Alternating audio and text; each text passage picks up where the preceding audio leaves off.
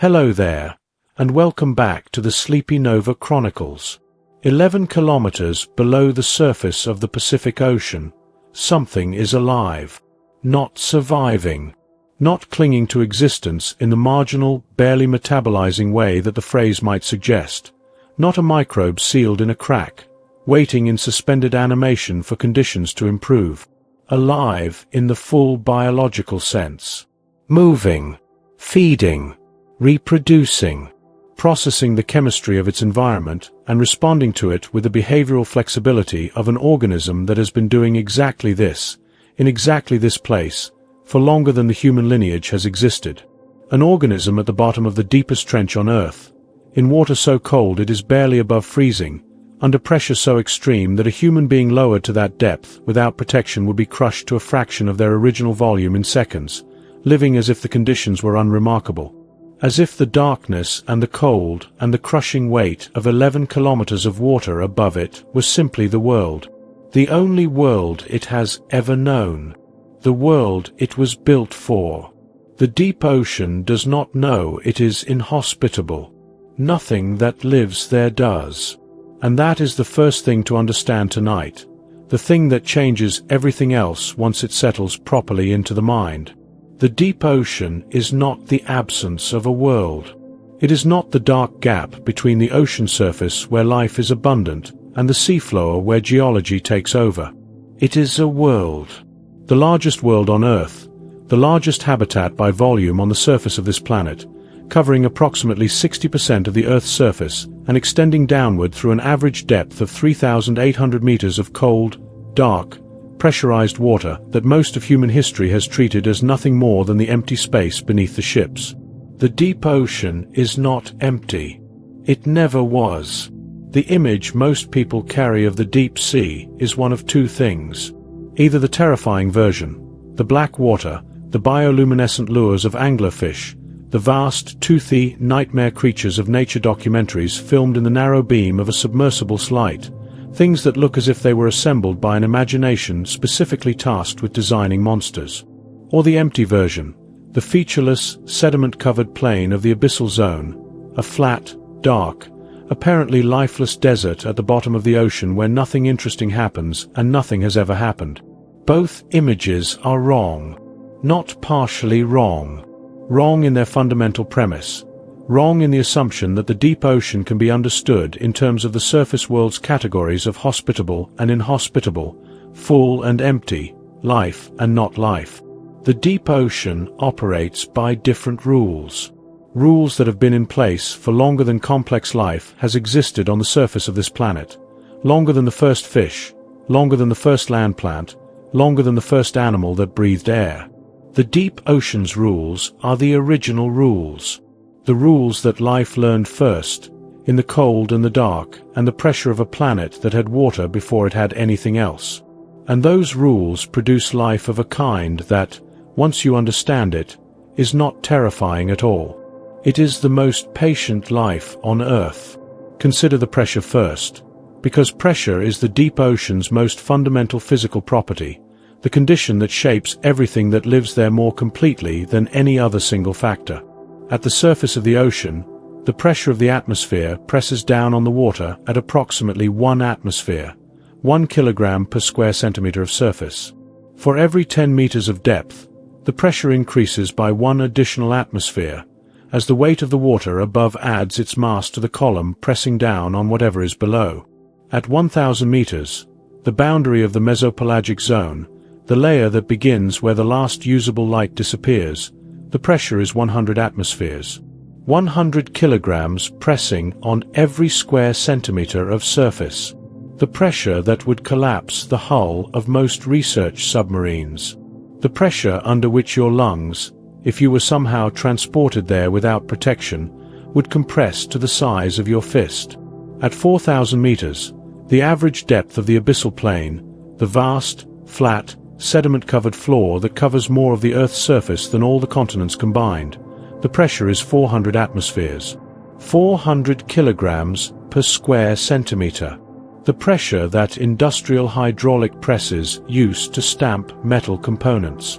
At 11,000 meters, the bottom of the Mariana Trench, the deepest point on Earth, the pressure is approximately 1,100 atmospheres. 1,100 kilograms pressing on every square centimeter. The weight of a small car, balanced on a surface the size of your thumbnail. Your thumbnail. A small car. 11 kilometers below the surface. And something lives there. Not despite the pressure. Because of it. Because the pressure that would destroy a human body is, for the organisms that evolved in it, simply the medium. The water they swim through. The environment their cells are built to function in. The organisms of the deep ocean do not experience pressure as pressure, any more than you experience the atmosphere pressing on your skin as a crushing force. It is simply the world, the normal condition, the background against which everything else in their biology operates. Detectives looking at the cellular chemistry of deep-sea organisms revealed the specific molecular adaptation that makes life under extreme pressure possible, a class of small organic molecules called piezolites, from the Greek piezein meaning to press, that accumulate inside deep-sea cells and counteract the pressure-induced changes in protein structure that would otherwise prevent enzymes from functioning. The same enzymes that run your metabolism, the molecular machines that catalyze every chemical reaction in every cell of your body, stop working correctly under high pressure because the pressure physically distorts their three-dimensional shape, the shape that gives them their function. Piezolites stabilize that shape, keep the enzyme working, allow the cell to run its chemistry at pressures that would silence the same reactions in a surface organism. The deep ocean's life invented pressure medicine long before humans needed it. Tonight we are going to descend. Not quickly. Not with the drama of a submersible's floodlights cutting through black water. Slowly.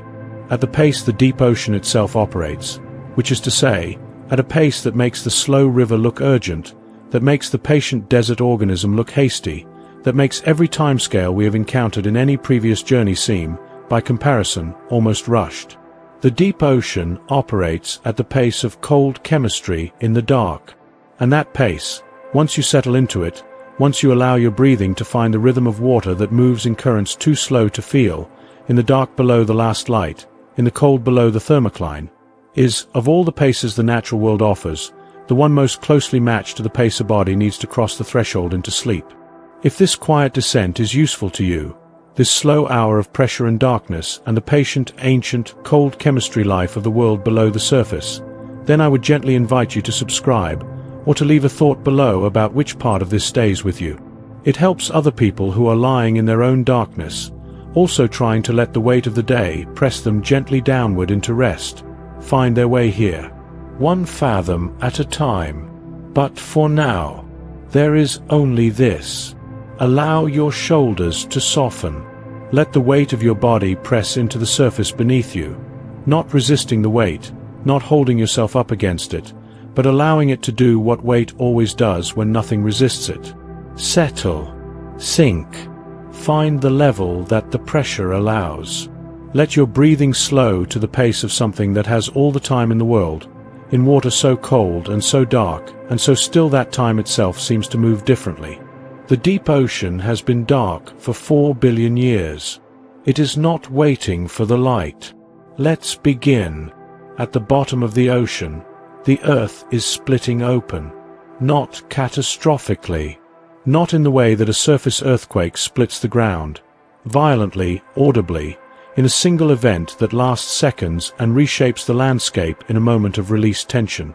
At the bottom of the ocean, the earth splits open slowly, continuously, along seams that run for tens of thousands of kilometers across the deepest parts of the ocean floor, at a pace of a few centimeters per year, in complete darkness, under pressures that would destroy any instrument humans have yet built to measure them without extraordinary engineering precaution. These seams are called mid-ocean ridges. They are the longest mountain range on Earth, not the longest above-water mountain range. The longest mountain range of any kind, above or below the ocean surface. The mid-ocean ridge system extends for approximately 65,000 kilometers through every ocean basin on the planet, forming a continuous, branching network of underwater mountains and valleys that circles the Earth like the seam on a tennis ball, running through the Atlantic, through the Indian Ocean, through the Pacific, connecting at the margins of every continental shelf and every ocean basin in a system so large that if you laid it out in a straight line it would encircle the Earth. More than 1.5 times. 65,000 kilometers. 1.5 times around the Earth. Entirely underwater. Entirely unmapped in detail until the latter half of the 20th century. Entirely unknown to human civilization for the entire span of recorded history. Civilizations rose and fell and built their monuments and developed their philosophies and navigated the surface of the ocean that covered this mountain range for thousands of years without knowing the mountains existed. The largest mountain range on Earth was a secret for all of human history. Along the crest of that mountain range, in the rift valley that runs along the ridge's summit, where the two tectonic plates are pulling apart and the gap between them is continuously filled by magma rising from the mantle below, the seafloor is being created. New oceanic crust, assembled from cooling basalt at a rate of approximately 20 square kilometers per year across the entire ridge system, spreading outward from the ridge crest toward the continental margins, carrying the ocean floor and everything on it slowly away from the place where it was made. 20 square kilometers of new ocean floor. Every year. Made from nothing but rising magma and cold seawater. But the mid-ocean ridge is not only a geological factory. It is a biological one.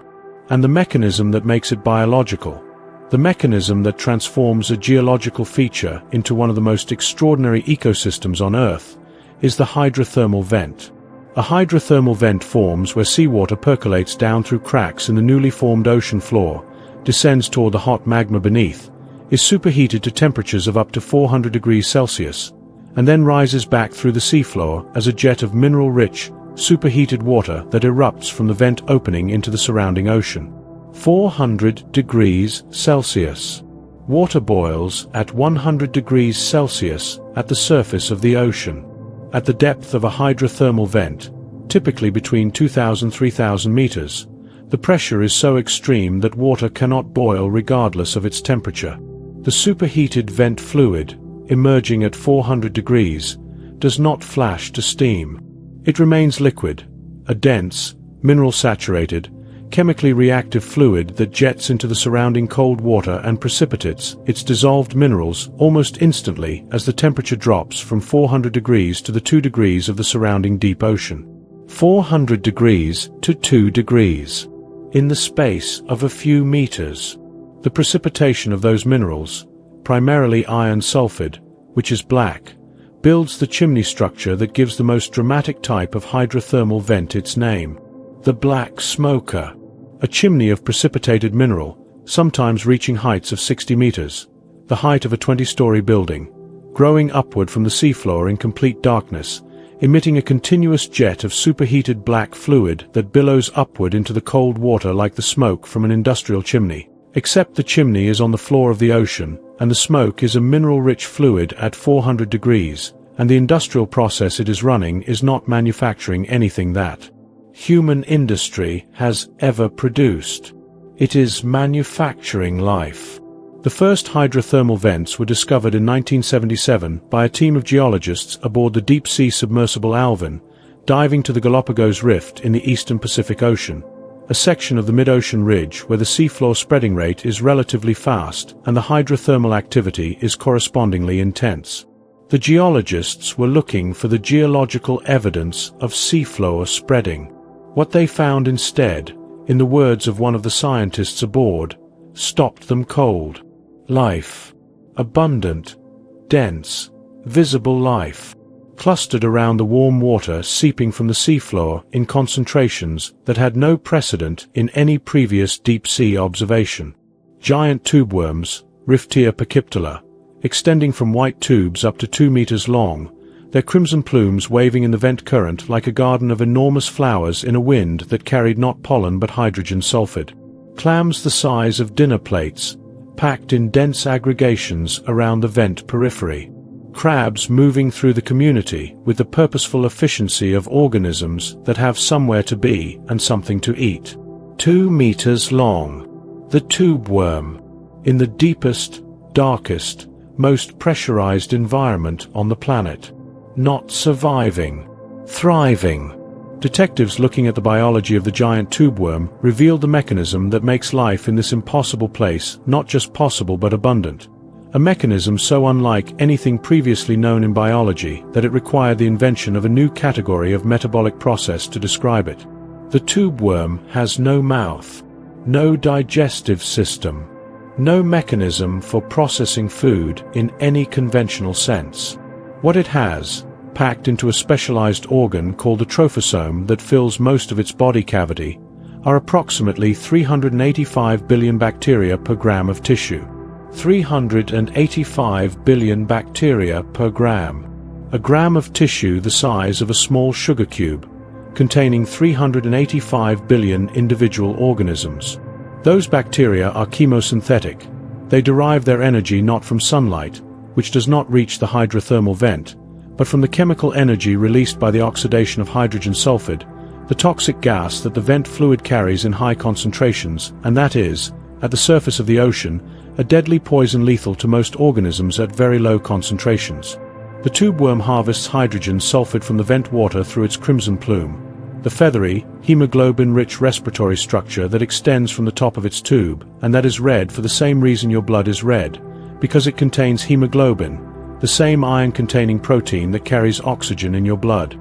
The tube worm's hemoglobin binds both oxygen and hydrogen sulfide simultaneously, carrying them from the plume to the trophosome, where the bacteria use the chemical reaction between them to generate the energy that produces the organic compounds that feed the tube worm. The tube worm feeds on chemistry, on the reaction between a poison and a gas. In the dark, at 2,000 meters, under 200 atmospheres of pressure, sustained by 385 billion bacteria per gram of its own tissue, growing at a rate, up to 85 centimeters per year in juvenile tube worms, the fastest growth rate of any known marine invertebrate, that allows it to reach its full 2-meter length within 2 years of settling on the seafloor. The fastest growing marine invertebrate on Earth, living in the deepest, darkest, most pressurized environment accessible to complex life, feeding on a poison.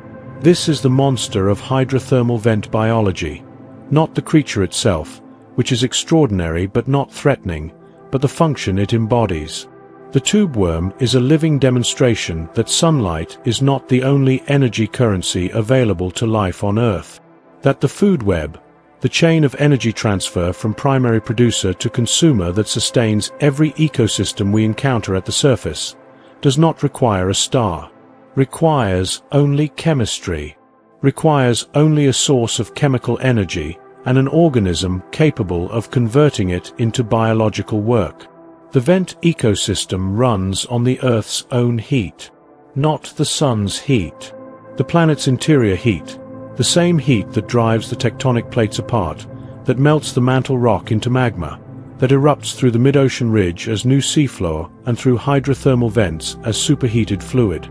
The same deep, ancient, geologically produced heat that has been running since the Earth formed 4.5 billion years ago, and that will continue running, slowly cooling but still active, for billions of years into the future. The vent ecosystem is powered by a source of energy that will outlast the sun. Your own body runs on a different chemistry, on the oxidation of glucose, the sugar that your cells derive from the food you eat, using the oxygen that your lungs extract from the air. But the fundamental principle is the same as the tube worms, a controlled chemical reaction, a source of chemical energy. An organism that captures the energy released by that reaction and uses it to do biological work, to build molecules, to move, to maintain the internal conditions that life requires. You and the tube worm are running the same engine.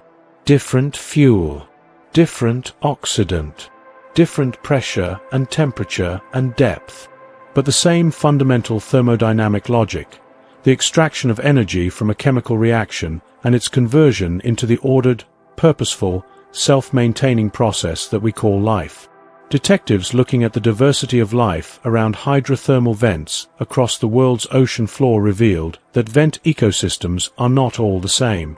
Different vent fields, different sections of the mid-ocean ridge system, at different depths and in different ocean basins, support different communities of organisms shaped by the specific chemistry of the vent fluid, the temperature of the surrounding water, the depth, and the particular evolutionary history of the organisms that colonized each vent field.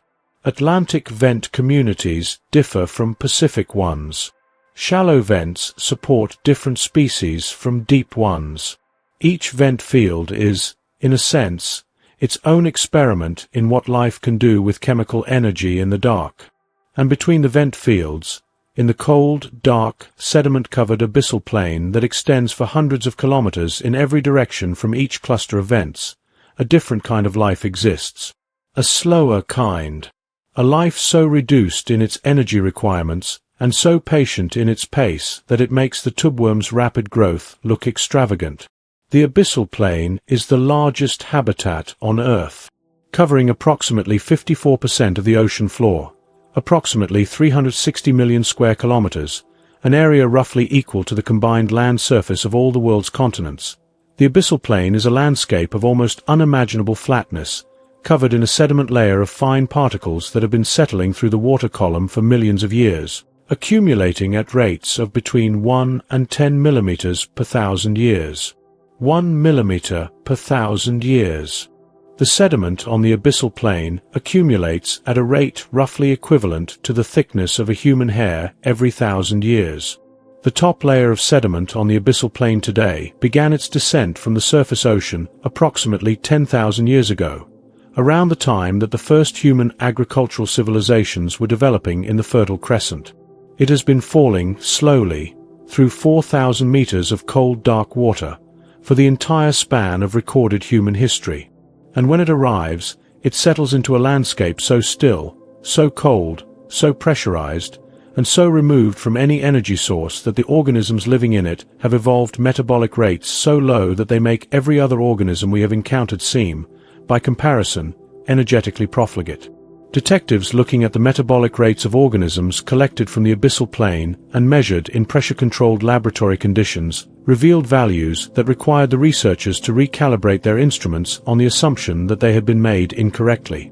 Some abyssal organisms were metabolizing at rates approximately 1,000 times slower than comparable surface organisms of similar size. Not slightly slower.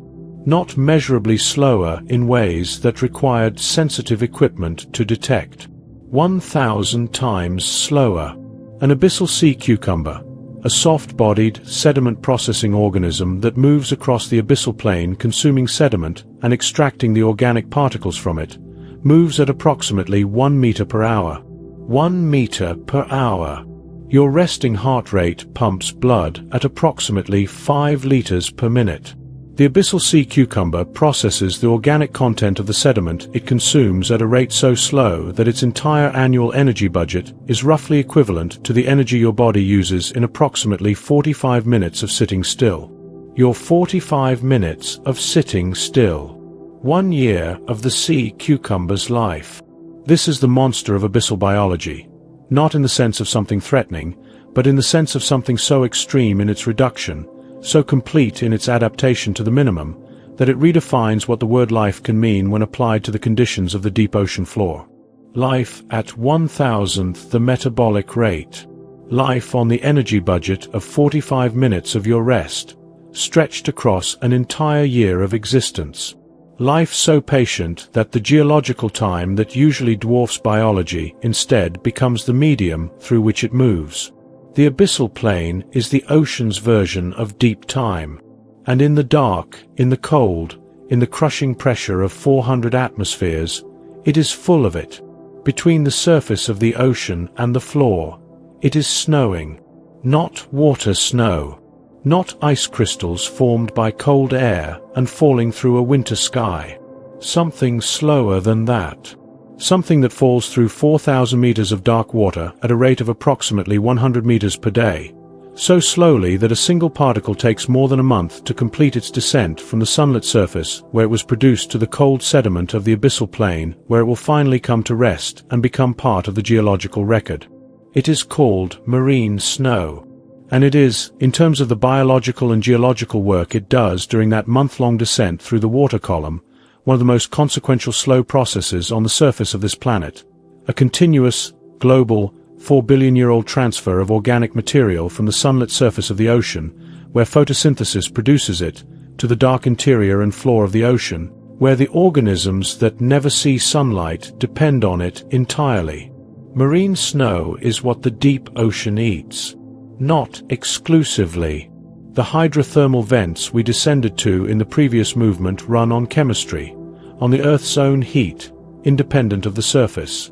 But the vast majority of the deep ocean's organisms, every animal and every microbe living in the water column below the sunlit zone, every organism on the abyssal plain that is not connected to a vent ecosystem, depends on the slow, continuous snowfall of organic particles from above, on the dead and dying phytoplankton and zooplankton from the surface, on the fecal pellets of surface animals, which are denser than the surrounding water and fall faster than loose particles, sometimes reaching the seafloor within days rather than months, delivering a pulse of organic material to the deep faster than the slow background snowfall.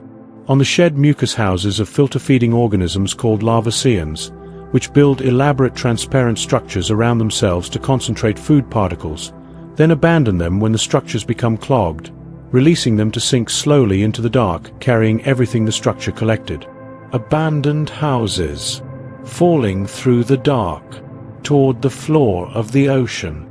Detectives looking at the composition of marine snow particles using underwater microscopes and sediment traps, devices lowered into the water column to intercept and collect the falling material, revealed that a single marine snow particle is not a simple fragment of dead organism. It is a community, a microscopic habitat, an aggregate of organic particles, bacterial cells, mineral grains, and the remains of dozens of different organisms, bound together by the sticky exopolymers that bacteria produce as they colonize and process the organic material, coated in a living film of microbial activity that continues to break down the particle's organic content throughout its descent. The marine snow particle is alive as it falls, consuming itself, being consumed, processed by the microbial community living on its surface and interior, which releases some of the particle's organic carbon back into the surrounding water as dissolved organic molecules and respired carbon dioxide as it descends. By the time a marine snow particle reaches the abyssal plain, it has lost a significant fraction of its original organic content to this mid-water processing. The deep ocean's microbial community has extracted its share during the particle's long descent, and what arrives on the seafloor is leaner, more refractory, less easily digested than what left the surface. The abyssal plain receives the leftovers of a feast that happened 4,000 meters above it. And it is grateful, because even the leftovers, even the most refractory, most microbially processed, most stripped of easily accessible energy fraction of the marine snow, represent, to the organisms of the abyssal plain, a resource of extraordinary value. A resource so scarce that every adaptation of every abyssal organism is oriented toward extracting maximum value from minimum input. Every morphological feature, every behavioral strategy, every metabolic pathway has been shaped by millions of years of evolutionary pressure in a food environment. So sparse that most surface ecosystems would not recognize it as a food environment at all. The abyssal plain organisms are the ultimate efficiency engineers. But the marine snow does not fall through an empty water column. Between the sunlit surface and the dark floor, the water column is inhabited, thinly by the standards of the surface ocean, but persistently, continuously, by a community of organisms that represents, in aggregate, one of the largest animal migrations on Earth. Every day, the deep scattering layer is the largest animal migration on the planet.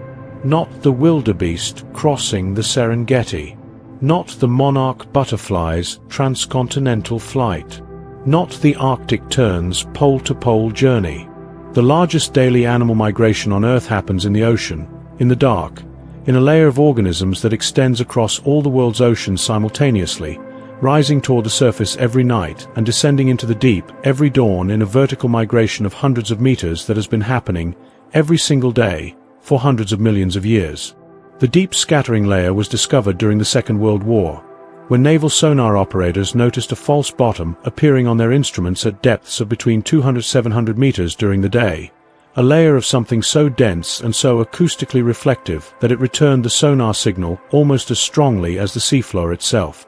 The layer moved upward toward the surface at night and descended again before dawn.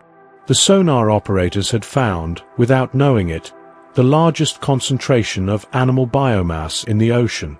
The deep scattering layer is composed primarily of small fish, lanternfish, bristlemouths, hatchetfish, and the invertebrates that accompany them, organisms between 1 and 10 centimeters long, present in densities that the acoustic backscatter of their swim bladders and hard parts returns a sonar signal as strong as a solid surface. Hundreds of millions of individual organisms, distributed across all the world's oceans, rising every night to feed in the rich surface waters and descending every dawn to the cold dark of the mesopelagic zone, carrying the organic carbon of their surface feeding downward into the deep on each daily descent. Your blood carries oxygen from your lungs to your tissues on the hemoglobin in your red blood cells, the same molecule, in the same biological role, that the tubeworm uses in its vent harvesting plume. The deep scattering layer carries organic carbon from the productive surface ocean to the deep ocean on the bodies of hundreds of millions of migrating animals, performing, for the ocean's carbon cycle, the same delivery function that your circulatory system performs for your body's oxygen supply. The ocean has a circulatory system. It migrates, and in the absolute dark of the mesopelagic zone, the layer between 200 and 1,000 meters, where the last light from the surface fades to nothing and the deep scattering layer spends its days before ascending to feed, the darkness is not simply the absence of light. It is a medium, a canvas on which some of the most extraordinary biological displays on Earth are painted in living light. Bioluminescence, the production of light by living organisms, through the controlled oxidation of a molecule called luciferin in a reaction catalyzed by an enzyme called luciferase, a reaction that converts chemical energy directly into photons of light with an efficiency that no human light source has yet matched. Approximately 90% of deep-sea organisms are bioluminescent. 90%. In the mesopelagic zone, in the midnight zone below it, in the deep water column that represents the largest inhabitable volume on Earth, 9 out of 10 animals produce their own light. Not for the same reason. 4 dozens of different reasons. For the same evolutionary pressure that produces diversity in every other biological trait, applied to light production in a medium where light is the most powerful communication tool available. Some organisms bioluminesce to attract prey. The anglerfish's lure, the modified dorsal fin spine tipped with a light-producing organ that dangles in front of its enormous mouth in the darkness, is the most famous example, but it is one of dozens of strategies that deep-sea predators use to draw prey toward them in a medium where a point of light is the most salient thing in any direction. Some bioluminesce to confuse predators. The counter-illumination strategy, producing light from the ventral surface of the body that matches the dim downwelling light from above, making the organism invisible to predators looking upward from below, is used by dozens of mesopelagic fish species, including the hatchetfish, whose rows of ventral photophores can be individually regulated to match the intensity and color of the light coming from above. Some bioluminesce to communicate.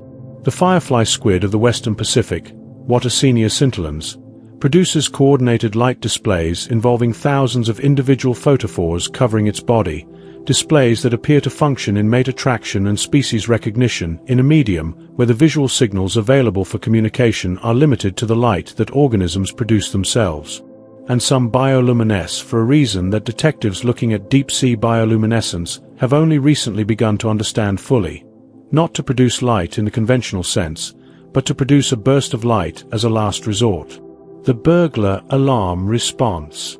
When a deep-sea organism is seized by a predator in the dark, it produces a sudden, intense flash of bioluminescence, not to deter the predator directly, but to attract the predator's own predators to the location of the attack, potentially distracting or threatening the first predator enough to allow escape.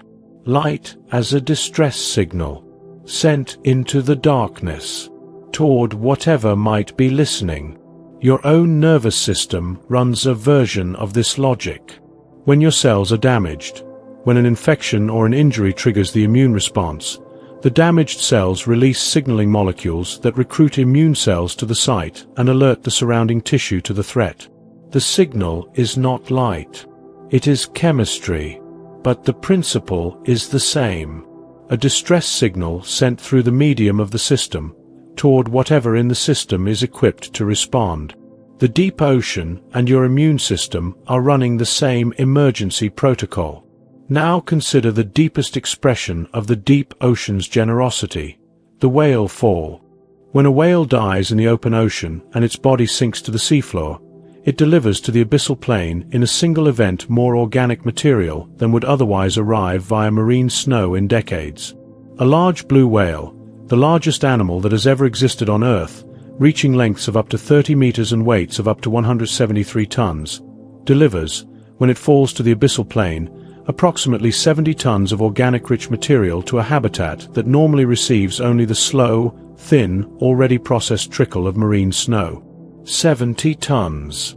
In a single event.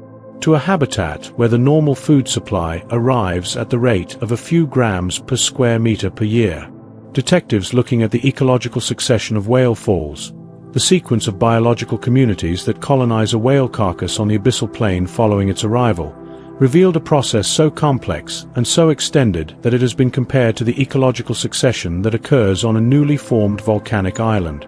The first arrivals are the mobile scavengers, sleeper sharks and hagfish and rat-tail fish, that detect the whale's chemical signature in the water column and converge on the carcass within hours of its arrival, consuming the soft tissue in weeks to months. Then the enrichment opportunists, polychaete worms and crustaceans and small invertebrates, colonize the exposed bones and the sediment enriched by the leaching of whale lipids. Then the sulfophilic bacteria, organisms that use the hydrogen sulfide produced by the anaerobic decomposition of the whale's lipid-rich bones as a chemical energy source, in the same chemosynthetic process that powers the hydrothermal vent ecosystem. The whale fall creates a temporary vent ecosystem on the sediment of the abyssal plain, powered by the decomposition of a single animal, sustaining a community of chemosynthetic organisms for decades after the whale's death. A single whale, still feeding the deep ocean floor for 50 years after it stopped breathing. In the dark, in the cold, in the crushing pressure of the abyssal plain. A community of organisms living on the chemistry of a body that was once the largest animal on Earth, sustained by its lipids and its bones and the bacterial processing of its decomposition, in a succession that mirrors, at a different scale, in a different medium, with different organisms, the same patient, layered, community-building process that the mycorrhizal network uses to establish a forest, that the wetland uses to build its peat, that the desert uses to sustain its endolithic. Microbes in their rock. Everything patient. Everything layered. Everything building from what arrives, in the quantities that arrive, at the pace that the environment allows. Your body is doing this tonight. Not with marine snow and whale falls. With the nutrients and energy stores that the day's food provided. The glucose in your blood, the fatty acids in your adipose tissue, the amino acids your cells are using for repair and reconstruction. Your body is processing what arrived today and building from it, quietly, without your supervision, in the dark of your own biology, at a pace calibrated not to the urgency of wakefulness, but to the patient requirements of restoration. The deep ocean processes what falls from above. You process what the day provided. Both systems do their most essential work in the dark. Both systems are doing it right now. Outside the window, or above the ceiling, or in whatever direction your mind turns when it tries to locate the ocean, 4,000 meters of dark water is receiving its nightly marine snow. The organisms of the deep scattering layer are beginning their ascent toward the surface. The bioluminescent organisms of the midnight zone are producing their cold, living light in the absolute darkness. And somewhere on the abyssal plain, a whale fall community is doing its patient, decade-spanning work of converting the last of a giant's bones into the chemistry of the deep. The deep ocean is not sleeping. It is working. In the dark. In the cold. In the slow, patient, pressure-adapted silence of the largest inhabited space on Earth. As your body is working. Right now. Allow it. In the sediment of the Mariana Trench, at the deepest point on Earth, 11 kilometers below the surface of the Pacific Ocean, in water so cold and so pressurized and so isolated from the surface world that most biologists assumed until recently that it represented a kind of biological limit, a depth beyond which the conditions precluded anything more complex than the most extreme microbial life. Detectives found something that had no business being there. Plastic. Not ancient plastic. Not material that had been on the seafloor long enough to be incorporated into the sediment in any geological sense. Recent plastic.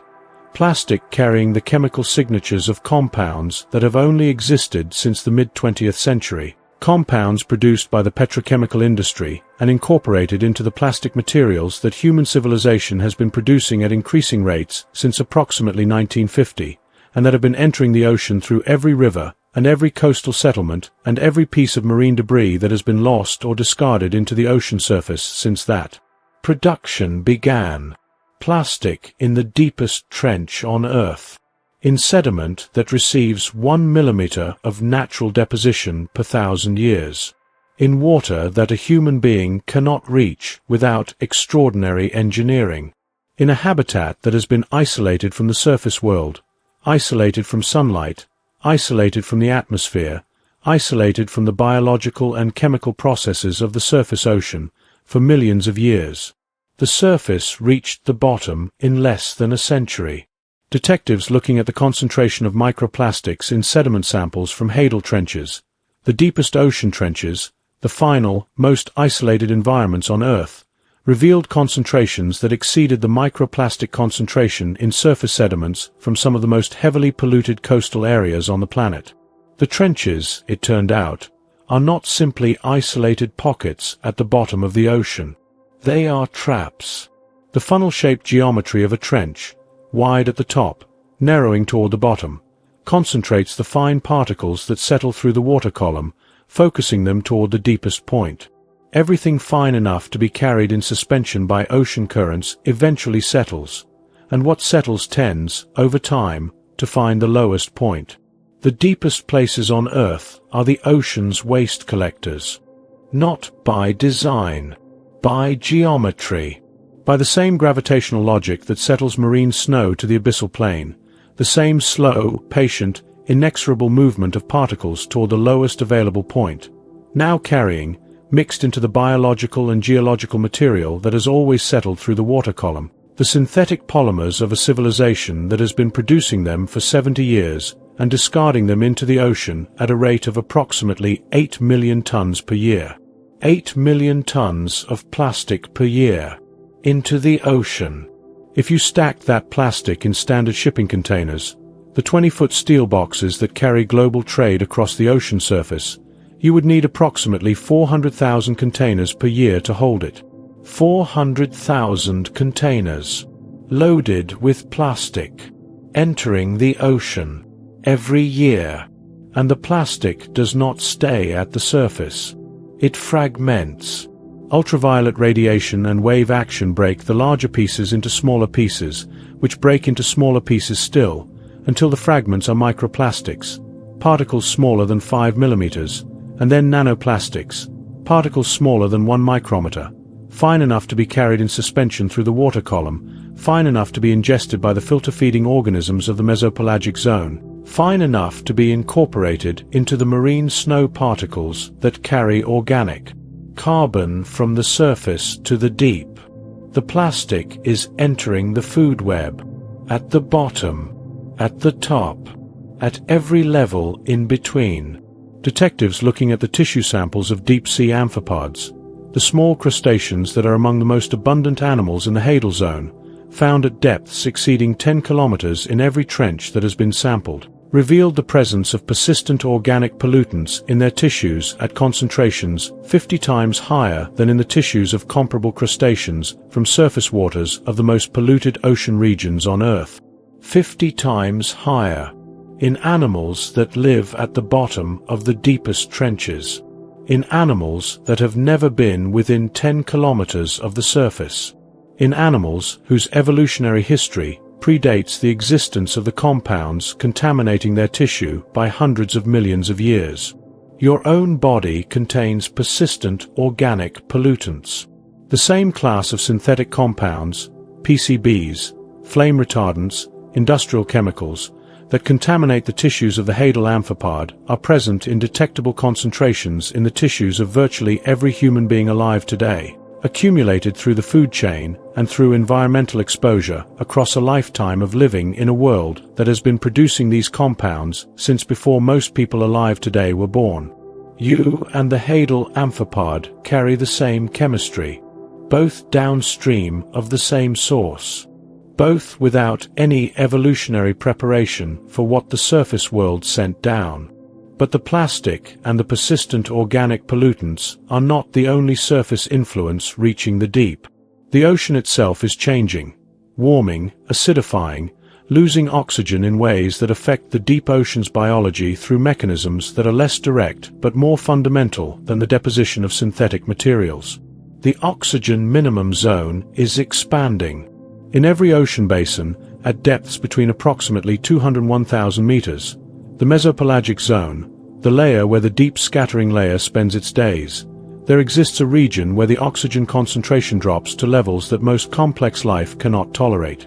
The oxygen minimum zone forms where the biological decomposition of sinking organic material consumes oxygen faster than ocean circulation delivers it.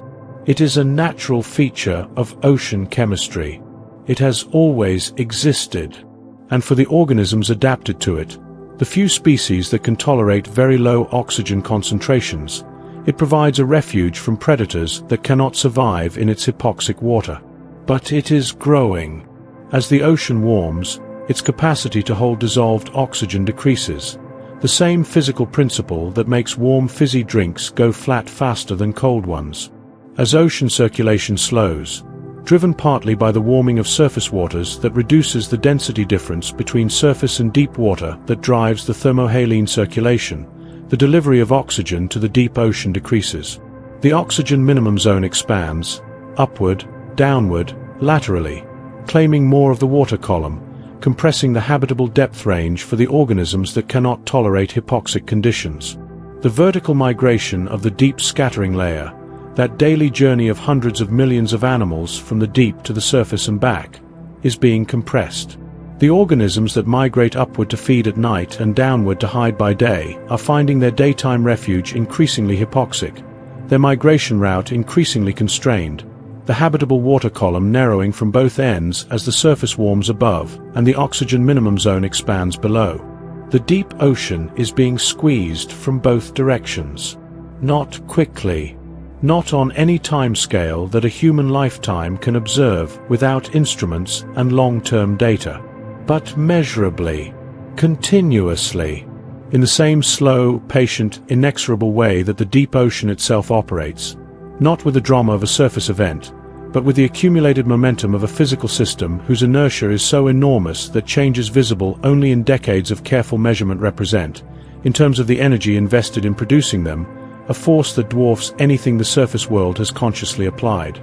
And here is where the catastrophe meets the deep ocean's most extraordinary property. The deep ocean has survived this before. Not plastic. Not persistent organic pollutants.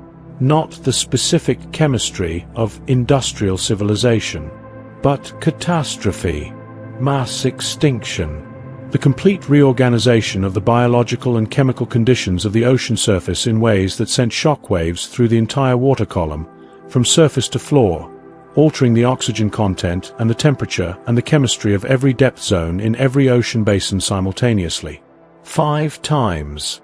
The 5 mass extinctions that punctuate the geological record, the events that killed between 70 and 96% of all species on Earth at each occurrence, were, in every case, ocean events as much as land events. The ocean acidified. The oxygen minimum zones expanded to cover most of the ocean volume. The surface productivity collapsed.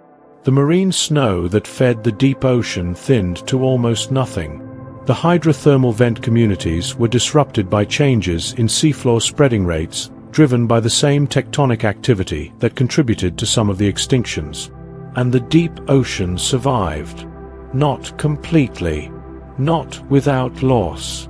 The extinction record shows deep-sea casualties in every mass extinction event. Species that had inhabited the deep ocean for tens of millions of years, eliminated by the cascading effects of surface catastrophes that penetrated to the deepest habitats. The deep ocean is not immune to surface events. Nothing on Earth is immune to surface events of sufficient magnitude. But the deep ocean's organisms, shaped by 4 billion years of selection for survival in conditions of extreme deprivation, extreme pressure, extreme chemical hostility, carry in their biology a resilience that surface organisms, evolved in the relative abundance and relative stability of the sunlit ocean, do not possess in the same degree. Detectives looking at the survival patterns of deep-sea species across mass extinction boundaries in the geological record revealed a consistent pattern. Deep-sea species showed higher survival rates across extinction events than their surface-dwelling relatives. The organisms that had learned to live on almost nothing, on the chemistry of rock and the slow trickle of marine snow and the patience of a metabolism running at 1,000th the rate of a surface organism, were less vulnerable to the disruption of surface productivity than the organisms that depended on that productivity for their energy supply. The most patient organisms survived the worst events.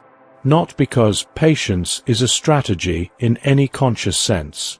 Because the organisms that could function on minimum input were less affected when the input was reduced. Because the organisms that had evolved to wait, to suspend their biological activity to the minimum necessary to maintain cellular integrity and resume when conditions improved, had already solved the problem that the extinction event presented. They already knew how to survive on almost nothing. Because they had always survived on almost nothing. And after each extinction, after the surface conditions stabilized and the ocean chemistry recovered, and the marine snow began falling again in quantities sufficient to feed the deep ocean survivors extended into the ecological space that the extinction had cleared. New lineages evolved from the survivors. New species adapted to the recovering conditions.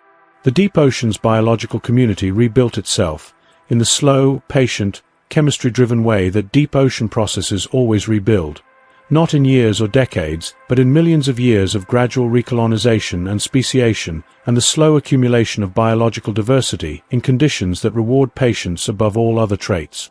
The deep ocean's lesson is not that catastrophe is acceptable.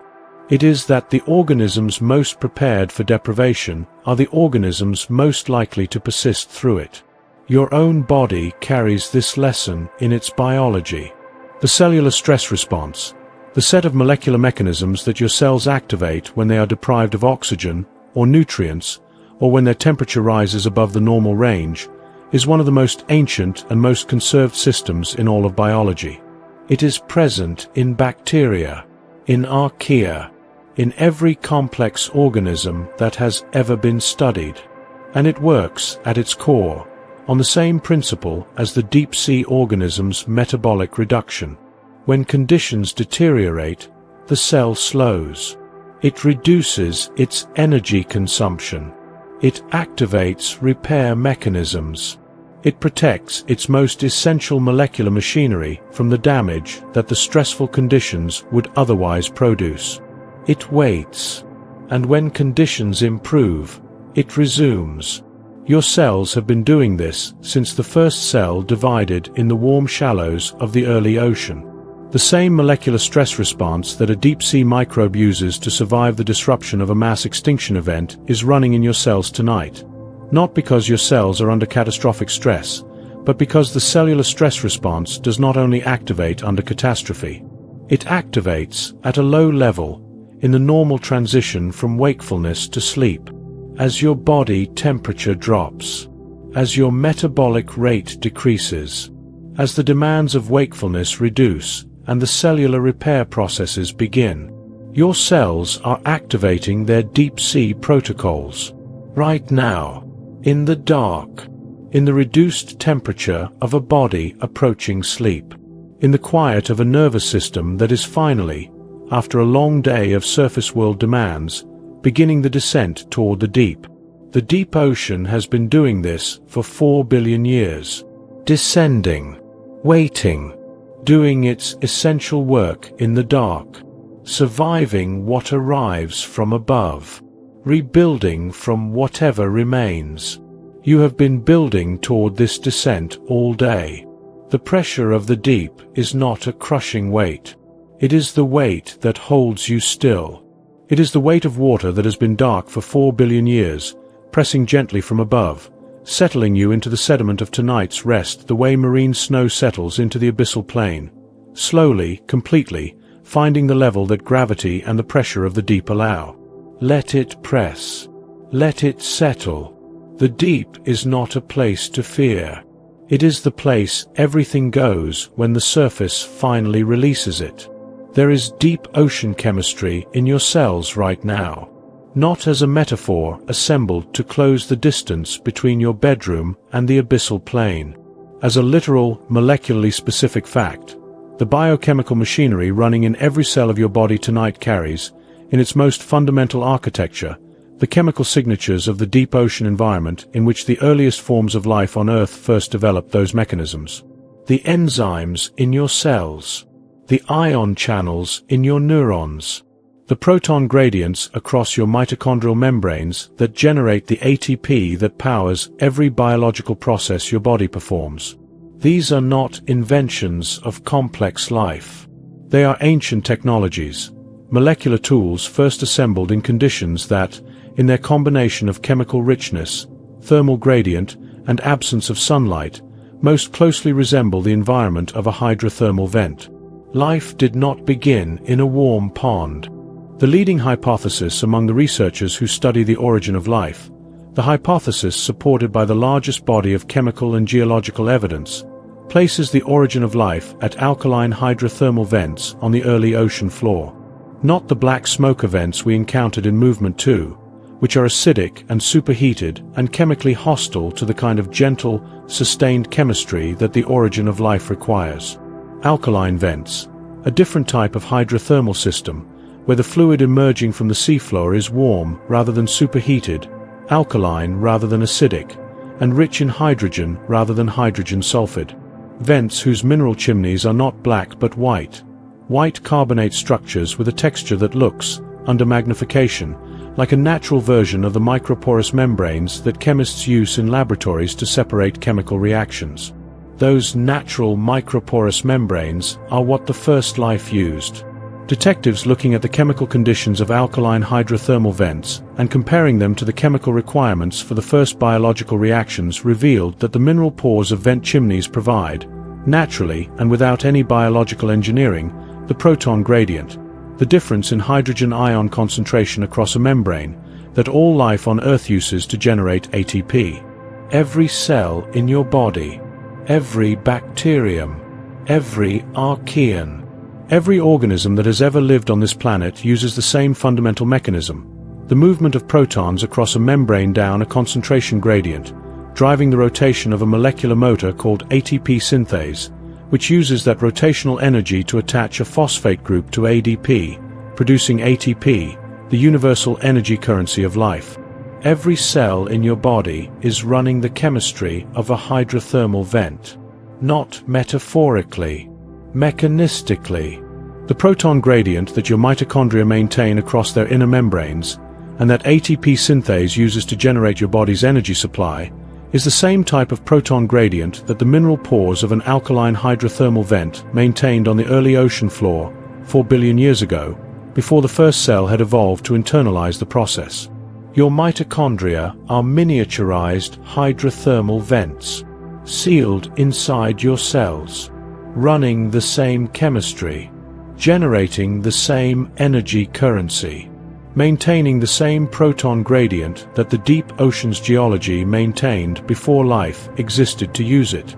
You carry, in the power plants of your cells, the most direct possible biological connection to the deep ocean floor, a connection that is not historical or metaphorical but operational.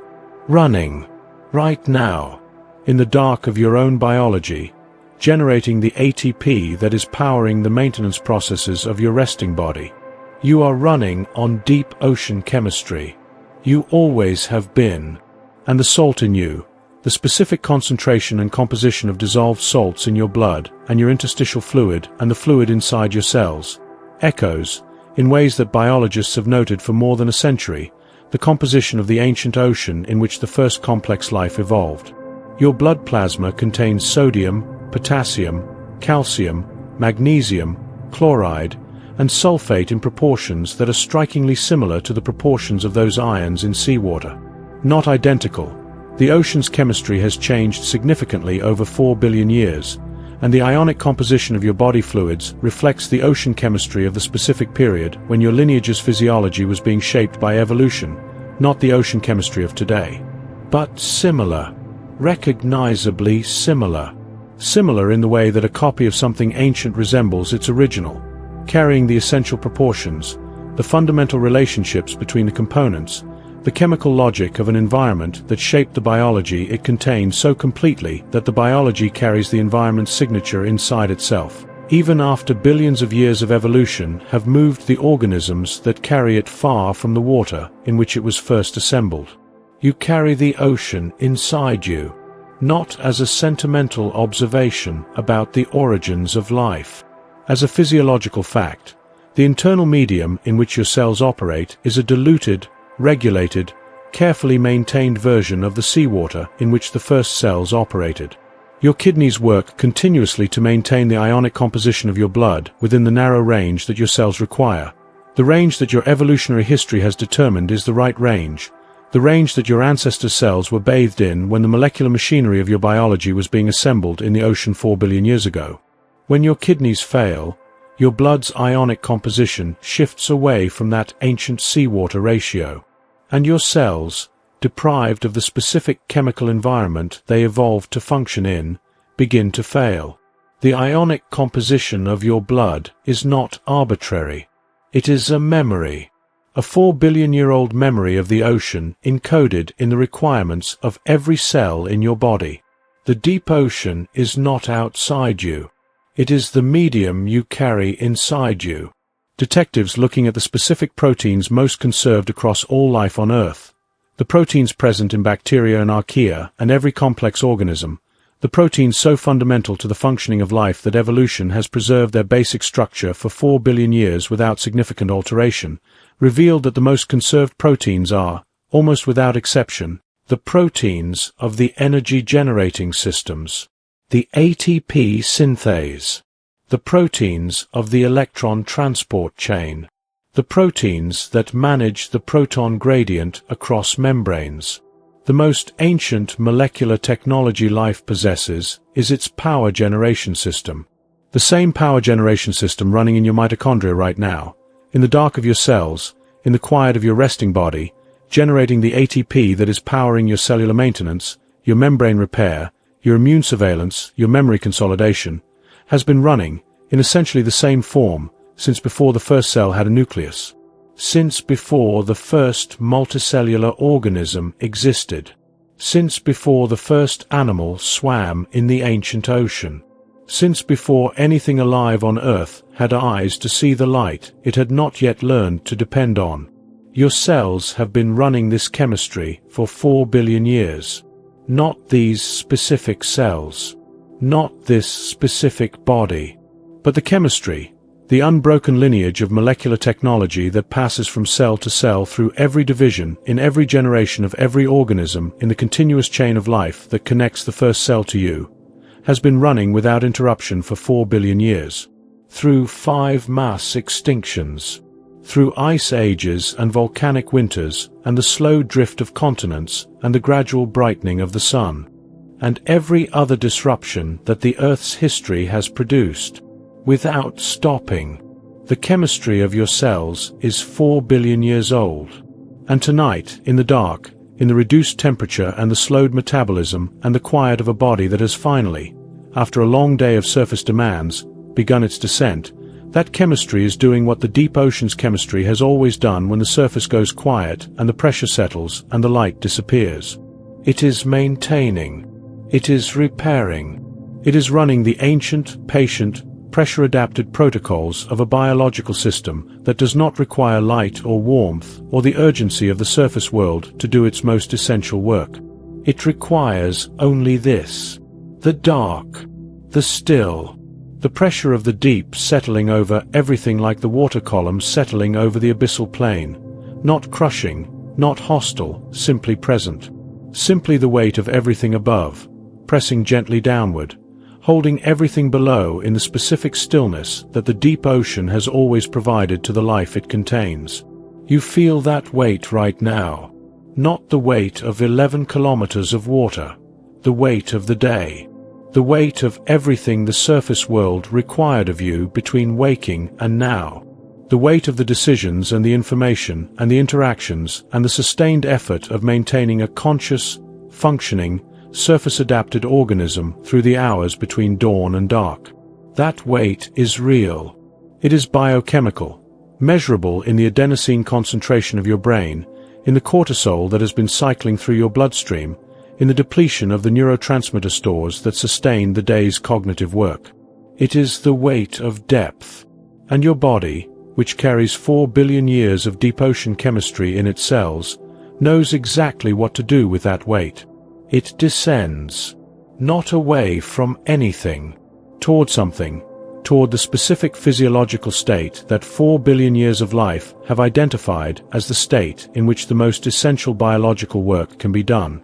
The state in which the cellular repair mechanisms that cannot operate during wakefulness finally have the quiet they need. The state in which the glymphatic system widens its channels and moves the waste products of consciousness out of the brain tissue. The state in which the immune system conducts its surveillance and repair.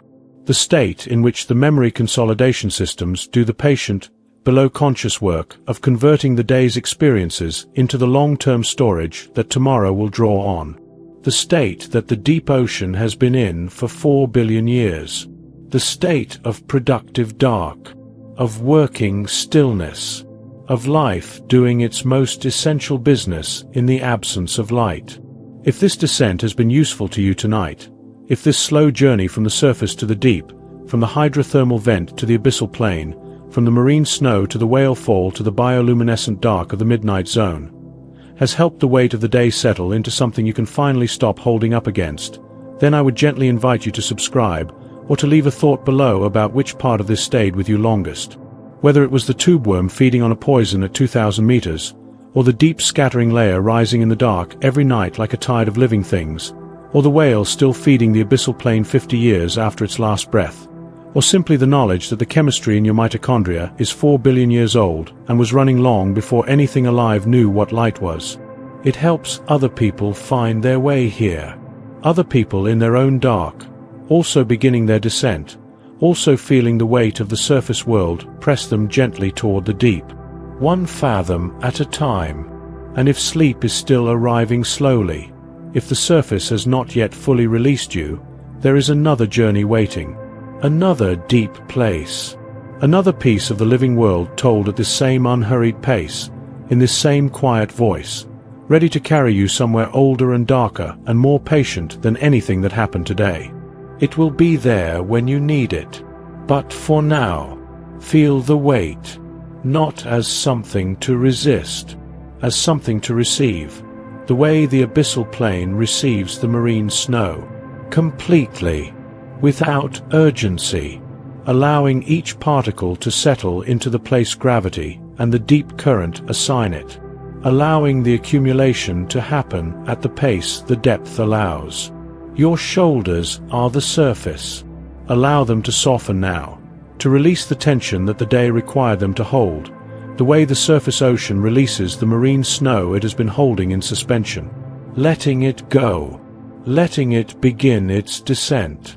Your jaw is the thermocline, the boundary between the warm surface and the cold deep.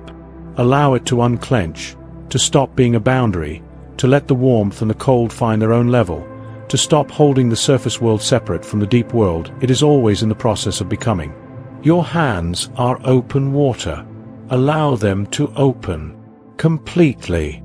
The way the abyssal plane is open, receiving whatever arrives from above, holding nothing back, providing the patient, dark, still surface on which the deep ocean's work is done. 4 billion years ago, in the mineral pores of an alkaline hydrothermal vent on the floor of the early ocean, the first chemistry that would eventually become you began its work. In the dark, in the cold, in the pressure of deep water pressing from above. It did not need light. It did not need the surface.